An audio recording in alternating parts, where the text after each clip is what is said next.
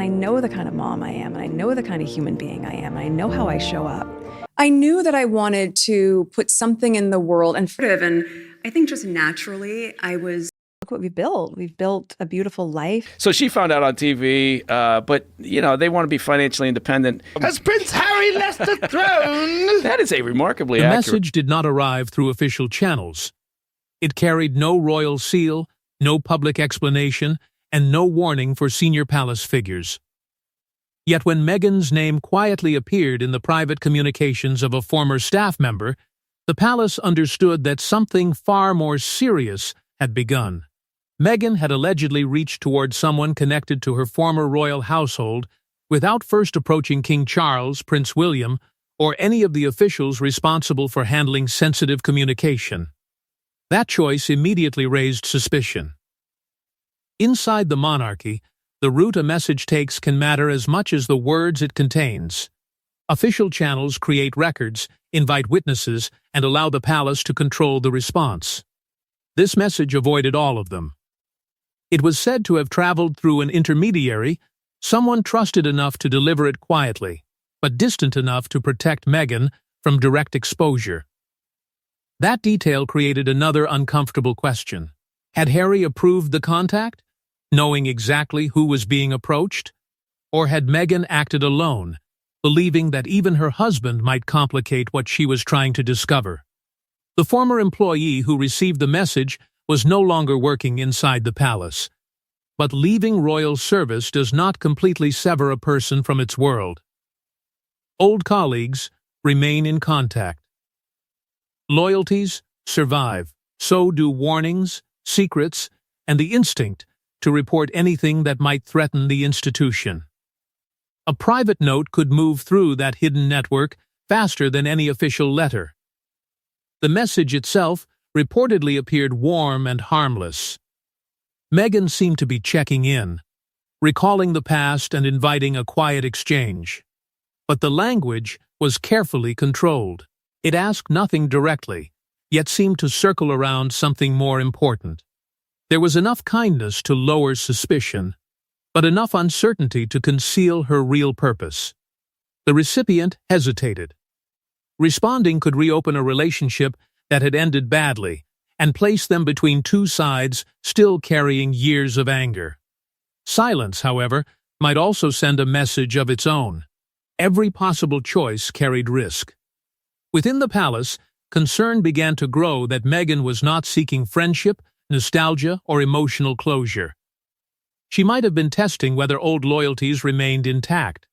She might have wanted to know who still felt sympathy for her, who still questioned the palace's version of events, and who might be willing to reveal what official figures never would. Then senior courtiers learned that the message included one specific reference, a brief mention of a decision made during Meghan and Harry's final days as working royals. That single detail changed everything. It suggested she was not looking backward without purpose. She was searching for an answer. But the greatest concern was not simply that Meghan had reached toward the palace, it was the identity of the person she had chosen, and what that individual might still know. To the public, palace staff members are nearly invisible, quiet figures standing behind famous faces and historic ceremonies. But behind closed doors, they witness arguments, warnings, private tears, and decisions that never enter official records. Meghan had not contacted a random employee. She had chosen someone with access to memories the palace could not erase. This individual had allegedly worked close enough to Meghan and Harry to see the strain before it became a public rupture. They understood the private frustration behind the smiles, the growing mistrust between households, and the palace's repeated attempts to contain a conflict that was becoming impossible to hide. They may have been present when meetings ended in silence, when security concerns became personal arguments, and when travel plans carried meanings far beyond ordinary royal duty. More importantly, they may have heard the conversations surrounding the Sussexes' final months as working royals. Those were the days when every decision seemed to carry two versions, the one presented to the public and the one remembered by those inside the room. The relationship between Meghan and this former employee was not simple. There had once been trust, perhaps even emotional closeness. The staff member may have defended Meghan when others questioned her. They may also have felt abandoned when the situation collapsed, left behind to face blame from competing households while the central figures moved on. That was the danger of palace service. Staff members could care deeply for the royals they supported, yet their loyalty ultimately belonged to the institution. Sympathy and duty rarely moved in the same direction. Meghan's message appeared designed to reopen that emotional bond. It did not demand documents or make accusations. Instead, it reportedly used familiar language, shared memories, and carefully chosen references, just enough to remind the recipient of what they had once endured together. But the palace feared that memory was only the beginning. The former staff member may have preserved schedules, private notes, messages, or personal records from the period when tensions reached their breaking point. Even without official documents, their recollections could challenge the version of events senior courtiers had spent years protecting. That raised a darker possibility. Was Meghan searching for confirmation of one specific moment? Was she preparing material for an interview, documentary, legal dispute, or future memoir? Or did she simply want someone from inside the system to admit that her memories were real? The staff member did not respond publicly. That silence became more alarming than a denial. Nobody knew whether the contact had ended or continued in secret. And as concern spread, attention slowly turned toward Harry. Because if Meghan had chosen this person for what they knew, one question could no longer be avoided. As palace officials tried to determine what Meghan wanted, another uncertainty moved closer to the surface. Was Harry her partner in this secret approach? Or had he been deliberately kept outside it? Harry had spent years accusing the palace of secrecy, manipulation, and hidden communication. Now the same accusation threatened to turn toward his own household. If Meghan had contacted former staff without telling him, it suggested more than a private decision. It suggested that the couple may no longer agree on what should happen next. There were only two possibilities, and neither offered comfort.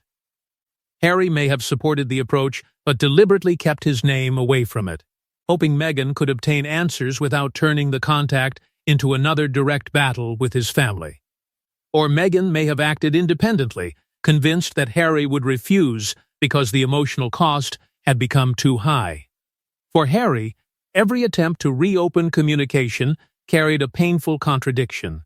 Protecting Meghan had become central to his life, yet the smallest remaining connection to his father, his brother, and his royal identity still mattered. He could condemn the institution while mourning the family inside it. He could reject palace control while still longing for a door that had never fully closed. But private outreach had become dangerous. Previous conversations, tentative peace efforts, and personal messages had allegedly found their way into public discussion. Each leak deepened Harry's suspicion. Every failed attempt taught him that even family contact could become strategy, publicity, or evidence. Meghan may have seen palace staff differently. Senior royals could refuse her immediately, demand conditions, or treat the approach as a formal challenge. Former employees understood the machinery without possessing the power to shut her out. They knew which decisions were personal, which were institutional, and which had been disguised as protocol. That difference may have exposed a deeper tension between Meghan and Harry. Harry might have preferred direct communication with Charles, believing that family wounds required a family conversation. Meghan may have believed the monarchy could never be approached so simply. To her, the real answers lived with the people who wrote schedules, passed warnings, recorded decisions, and watched private promises change behind closed doors. Perhaps she wanted information before involving Harry. His anger, hope, or guilt might influence what came next. She may have feared that he would confront the palace too quickly, turning a quiet search into another public crisis. The subject of the message made that risk even greater. It may have involved security, titles, invitations, inheritance, access to royal residences, or the future treatment of Archie and Lilibet. Any one of those issues could reopen years of resentment. Harry's silence revealed nothing. It could mean approval. It could mean shock, embarrassment, or a desperate attempt to stop the situation from escalating. Palace officials reportedly began examining his recent communications, searching for signs that he had been preparing for another confrontation. The uncertainty damaged what little trust remained. Charles and William could not determine whether they faced a coordinated Sussex strategy or two separate agendas moving in different directions. Then the palace finally learned what Meghan had allegedly asked the former staff member to clarify. That discovery transformed the message from an uncomfortable private approach into a question with consequences for titles, family loyalty, and the Sussexes' future relationship with the crown. For days, palace officials feared Meghan wanted documents, private testimony, or damaging information. The truth was more personal and potentially more explosive. Her message allegedly focused on a decision made during the Sussexes' final days as working royals, a decision that could determine whether the door back had truly been closed forever. Meghan was not simply asking whether she and Harry might someday be welcomed back. Her real concern was far more precise. She allegedly wanted to know whether the palace had already created private conditions governing any future visit, ceremonial appearance, family reunion, or attempt at reconciliation. And if those conditions existed, she wanted to know who had written them. Inside the monarchy, such rules did not always need to appear in a formal document. A private understanding between senior households could be just as powerful. A few carefully delivered instructions could decide where Meghan stayed, who she met, which entrances she used, and how closely she was allowed to approach the heart of the family. The alleged restrictions were severe enough to explain her secrecy. Private meetings might require witnesses. Photography and media access could be tightly controlled. Security might be limited to specific movements. Accommodation could be arranged away from senior royals. Even ceremonial positioning, who stood beside whom, who entered first, and who was kept at a distance, could become part of the conditions. But one fear appeared to dominate all the others. Meghan allegedly believed the palace might be willing to create a path back for Harry while quietly building a wall around her. He could return as the king's son, appear at selected events, and restore some connection to royal life, while she remained treated as the source of the crisis. That possibility struck at an old wound. Meghan had long feared that the institution saw her not as a permanent member of the family, but as a disruptive presence that could eventually be removed. If private return plans existed without her involvement, then the palace was not merely setting boundaries. It was imagining a future in which Harry's royal identity survived without his wife beside him. That was why the former staff member mattered. They might know whether such discussions had taken place, even if they could never formally confirm them. The stakes became even more painful when Archie and Lilibet entered the question. Could their royal heritage be acknowledged while their mother remained outside palace life? Could they be invited into the monarchy's history while Meghan was kept beyond its doors?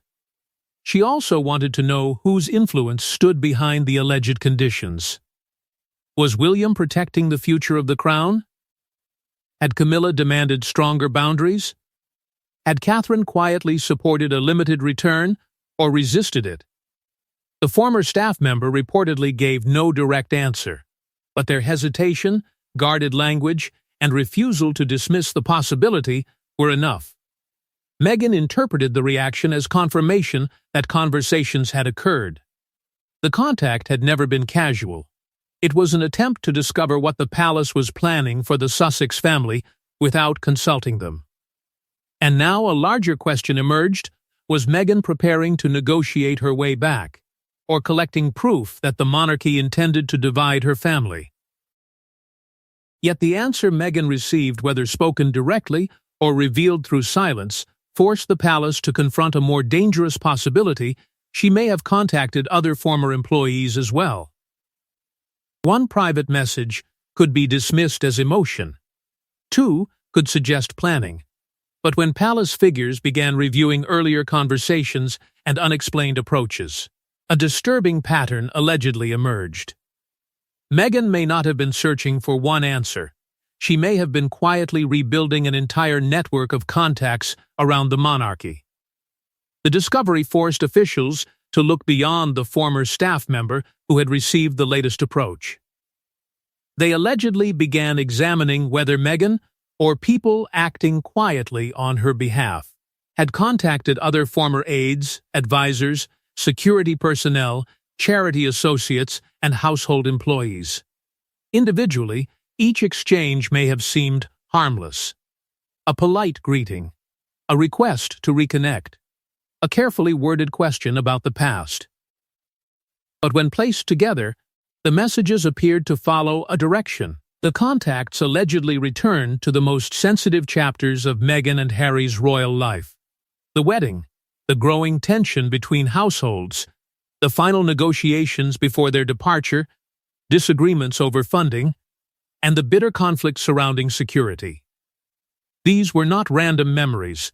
They were the pressure points around which every competing version of the Sussex story had been built. The palace began to fear Meghan was reconstructing a private timeline, not from official records, but from the recollections of people who had witnessed events without controlling the final narrative. A former aide might remember a warning that was never recorded. A security figure could recall an instruction later denied. A charity associate might know when relationships began collapsing behind public smiles. Why gather those fragments now? The possibilities were impossible to ignore. They could support a documentary, a future book, another major interview, a legal strategy, or a public defense designed to answer every accusation made against her. For former employees, the situation was deeply uncomfortable. Some remained loyal to the crown. Others carried emotional scars from being trapped between rival households. A few may have believed they were used as silent shields, while senior figures avoided responsibility for decisions made above them. Even inside the palace, loyalty was divided. Some courtiers remained devoted to Charles. Others viewed William as the future and followed his harder line. Still others resented how the Sussex conflict had been managed and how blame had traveled downward whenever the institution needed protection. Meghan did not need to offer money, threats, or promises. She only needed to make these people feel that their memories mattered. For someone who had spent years remaining silent, being heard could become its own temptation. That raised a question the palace could not easily answer. Could confidentiality agreements control private recollections forever? And what would happen if several former employees offered overlapping accounts that contradicted the official story? That was the true fear. Not one explosive accusation, but many voices confirming the same hidden pattern. Charles reportedly wondered whether silence might allow the situation to fade. William saw something else entirely. To him, this was not emotional outreach. It was organization. While Charles considered whether silence might contain the situation, William allegedly saw Meghan's outreach as the beginning of something far more organized, and he wanted the palace to respond before it spread. Charles saw a wounded family reaching toward the institution. William saw a breach in the palace walls. Between them stood years of resentment, unanswered accusations, and the future of the monarchy itself. Meghan's message had forced father and son to confront the question they had repeatedly avoided. Could the Sussexes ever be trusted again? William's concern was not limited to what Meghan had asked. It was how she had asked it. By avoiding official channels and approaching people with access to private royal history, she had entered a world the palace could not fully control. Former staff possessed memories, loyalties, and grievances. Once those doors opened, William feared they might never close again. In his view, even a polite response could be dangerous. It might encourage Meghan to continue, while creating the impression that palace employees were willing to hold secret negotiations beyond the authority of the crown. What Charles saw as an opportunity to lower tensions, William viewed as permission for the pattern to spread. That difference exposed a deeper divide between father and son. Charles thought about reconciliation, regret, and the legacy he would leave behind. He feared that a harsh response could drive Harry away permanently. William was looking further ahead. To him, the monarchy's survival depended on discipline, clear boundaries, and control over who could enter its private history. An internal warning was allegedly discussed, advising former staff members to report any direct or indirect approach from the Sussexes. Supporters could call it responsible protection.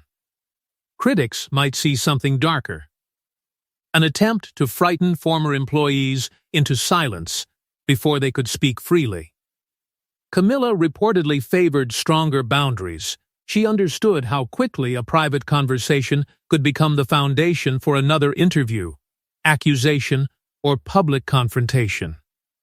Catherine's position appeared quieter. She may have urged William not to let institutional concern become a personal war, knowing that anger could push Harry further from the family. When Harry learned that Meghan's message had caused alarm, he was said to be furious. Once again, he believed an inquiry had been transformed into a threat. To him, the palace was proving that no approach could ever be considered innocent. Meghan may have reached the opposite conclusion. William's reaction did not discourage her suspicions. It strengthened them.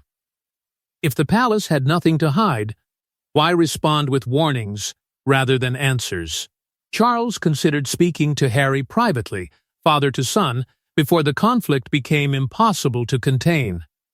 But even that carried risk.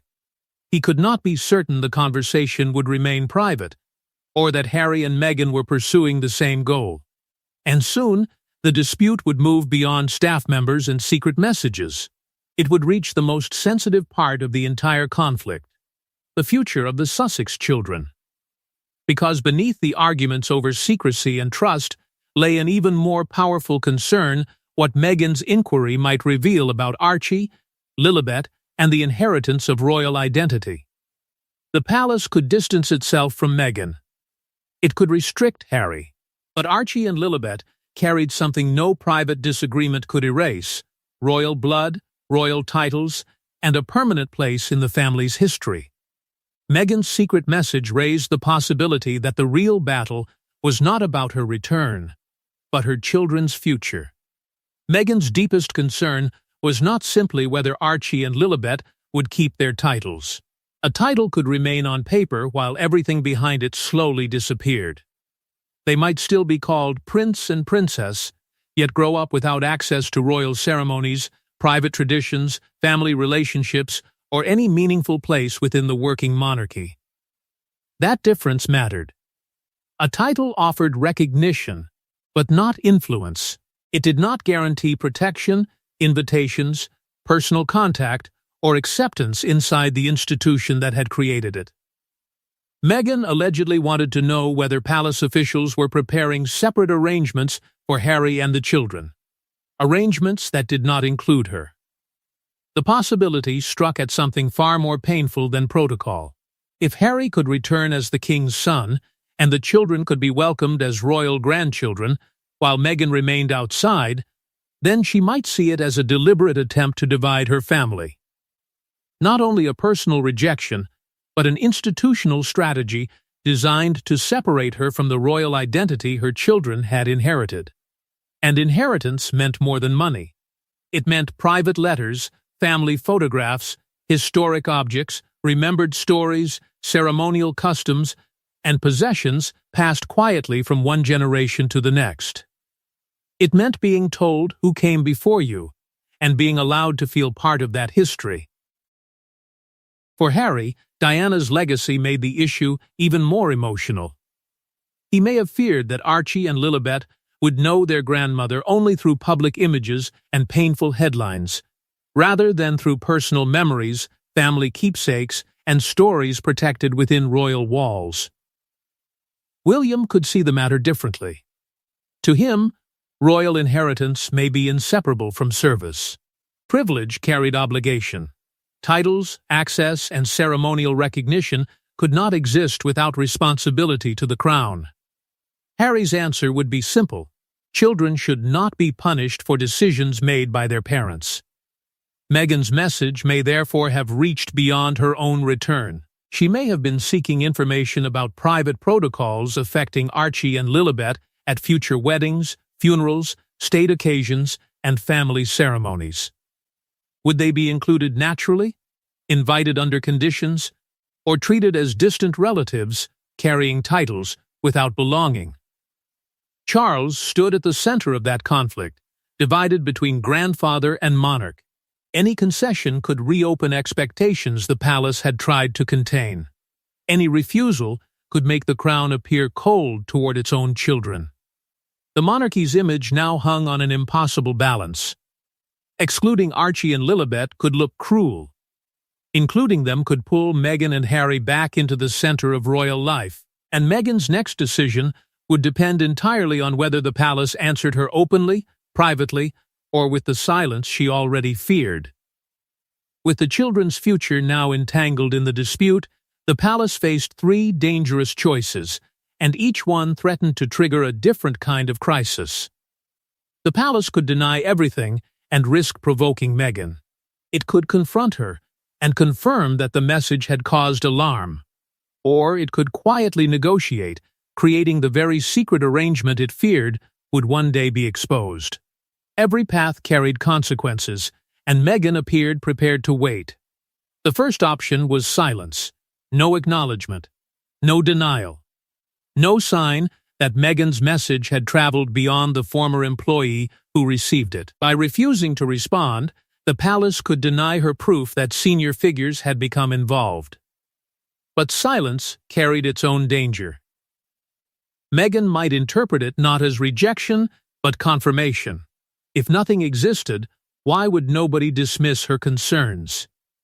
And if one former staff member refused to answer, she could simply approach another, someone less cautious, more sympathetic, or more willing to revisit the past. The second option was stronger, a formal warning instructing Meghan to use only approved royal or legal channels. It would establish boundaries and make clear that unofficial contact would not be tolerated. Yet such a warning could become explosive if exposed. Harry and Meghan could present it as evidence that the monarchy treated even personal outreach as a hostile act. What the palace called protection, the Sussexes could call intimidation.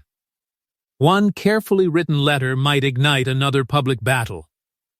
The third option was the most tempting and the most dangerous. Charles could speak privately with Harry, offering limited assurances about future visits, the children, and family contact in exchange for an end to Meghan's unofficial approaches. But Meghan might reject any agreement made only through her husband. To her, that would confirm the fear at the heart of the conflict, that the palace was willing to speak about her future while denying her a voice in it. Harry would then face an impossible choice. He could accept the palace's conditions and preserve a fragile connection to his family, or defend Meghan's demand to be recognized directly. Either decision would cost him something. Meanwhile, the former staff member remained an unpredictable presence. They may still possess unanswered messages, private notes, or a record of every attempt Meghan made to reconnect. Their silence protected the palace for now, but it also protected Meghan's mystery. The institution was no longer concerned only with what she knew. It feared what she suspected, and how far she might go to prove it. Her secret outreach had exposed deeper fractures involving loyalty, access, royal children, and control over the monarchy's private memory. Was Meghan searching for a genuine route back, or preparing to demonstrate that no such route had ever existed? And there was one final possibility the palace could not dismiss. Another former royal figure may already have replied. Because Meghan's first message may have raised the questions, but somewhere beyond the palace gates, a second conversation may already be holding the answers.